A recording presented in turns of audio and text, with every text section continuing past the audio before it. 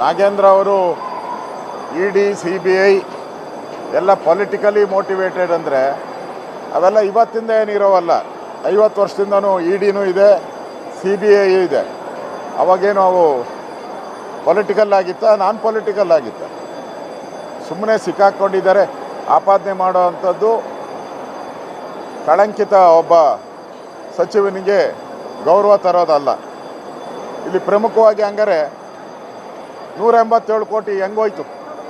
ಅವರದೇ ಇಲಾಖೆಯಲ್ಲಿ 187 ಕೋಟಿ ಹೋಗಿದ್ದಕ್ಕೆ ನಾಗೇಂದ್ರನ ಅಕೌಂಟ್ಗೆ 1.2 crores ಬಂದಿದೆಯಲ್ಲ, ಡೈರೆಕ್ಟಾಗಿ ಅವ್ರ ಅಕೌಂಟ್ಗೆ ಹೋಗಿದೆ, ಅವ್ರ ಸಂಬಂಧಿಗಳ ಅಕೌಂಟ್ಗೆ ಹೋಗಿದೆ.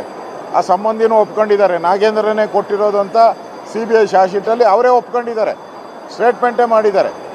ಮತ್ತು ಈ ಹಣ 600 ಅಕೌಂಟ್ಗೆ ಡಿವೈಡ್ ಆಗಿದೆ. ಇಲಾಖೆ ಹಣ 600 ಅಕೌಂಟ್ಗೆ ಡಿವೈಡ್ ಆಗೋಕ್ಕೆ ಅಂದರೆ ಮಂತ್ರಿ ಸಹಾಯ ಇಲ್ದಿರ ಹೆಂಗಾಗ್ತೈತೆ? ಮಂತ್ರಿ ಡೈರೆಕ್ಷನ್ ಇಲ್ದಿರ ಈ 600 ಅಕೌಂಟ್ ಹೆಂಗೆ ಓಪನ್ ಆಗ್ತೈತೆ?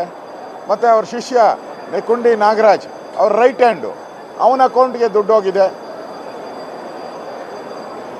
ಈ ದುಡ್ಡೆಲ್ಲ ಆಂಧ್ರಾಗೆ ಹೋಗಿ, ಅಲ್ಲಿ ಕೋಆಪರೇಟಿವ್ ಬ್ಯಾಂಕ್ ಹೋಗಿ, ಅಲ್ಲಿಂದ ಎಲ್ಲ ಮತ್ತೆ ಬಳ್ಳಾರಿಗೆ ಬಂದಿದೆ. ಯಾಕೆ ಬೇರೆ ಕಡೆ ಹೋಗೋಕ್ಕಾಗ್ತಾ ಇರಲ್ಲ? ಬಳ್ಳಾರಿ ಬಿಟ್ಟು ಬೇರೆ ಜಿಲ್ಲೆಗಳು ಯಾವುದು ಕರ್ನಾಟಕದಲ್ಲಿ ಇಲ್ಲಲ್ಲ, ಬರಬೇಕಾಯ್ತು. ಬೇರೆ ಕಡೆ ಮೈಸೂರಿಗೆ ಹೋಗ್ಬೇಕಾಯ್ತು, ಬೆಳಗಾವಿಗೆ ಹೋಗ್ಬೇಕಾಯ್ತು. ಯಾಕೆ ಬಳ್ಳಾರಿಗೆ ಯಾಕೆ ಬಂದಿದೆ ದುಡ್ಡು? ಇವರ ಬಂಧುಗಳಿಗೆ ಯಾಕೆ ಬಂದಿದೆ ದುಡ್ಡು?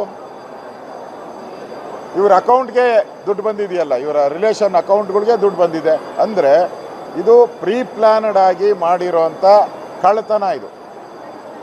ಈಗಾಗಲೇ ಸೆಂಟ್ರಲ್ CBI ಈಗಾಗಲೇ ಚಾರ್ಜ್ ಶೀಟ್ ಹಾಕಿದ್ದಾರೆ.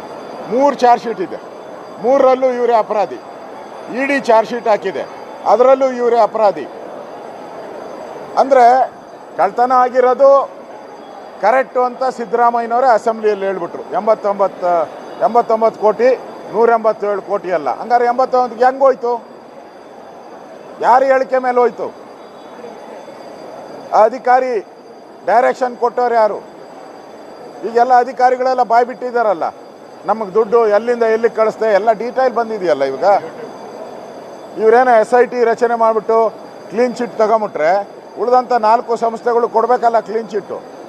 ಹಿಂದೆ ಈಶ್ವರಪ್ಪನ ಘಟನೆ ಆದಾಗ ಅವ್ರಿಗೂ ರಚನೆ ಮಾಡಿದ್ರಿ, ಅವ್ರಿಗೂ COD ತನಿಖೆ ಆಗಿತ್ತು, ಕ್ಲೀನ್ ಚಿಟ್ ಬಂತು. ನಾವು ಅದನ್ನು ಕಂಪ್ಲೀಟ್ ಕೋರ್ಟಲ್ಲಿ ಆಚೆ ಬರೋವರೆಗೂ ನಾವು ಅವ್ರನ್ನ ತಗೊಳಲ್ಲ ಅಂತ ಹೇಳಿದ್ರಿ, ನಾವು ತಗೊಂಡಿಲ್ಲ. ಇವಾಗೂ ಅಷ್ಟೇ, ಅವರು ಅಲ್ಲಿಂದ ತಗೊಂಬರಲಿ ಕೋರ್ಟಿಂದ, CBIಯಿಂದ ಅಲ್ಲ. CBIಯಿಂದ ಬೇಡ, ನಾವು ಕೋರ್ಟಲ್ಲಿ ನಡೀತಾ ಇದೆಯಲ್ಲ, ಜನಪ್ರತಿನಿಧಿ ನ್ಯಾಯಾಲಯದಲ್ಲಿ ನಡೀತಾ ಇದೆ. ಜನಪ್ರತಿನಿಧಿ ನ್ಯಾಯಾಲಯದಲ್ಲಿ ಕ್ಲೀನ್ ಚಿಟ್ ತಗೊಂಬಂದು ಸೇರ್ಕೊಳ್ಳಿ, ನಮಗೇನು CBIನಲ್ಲೂ ತರೋದು ಬೇಡ, EDನೂ ತರೋದು ಬೇಡ.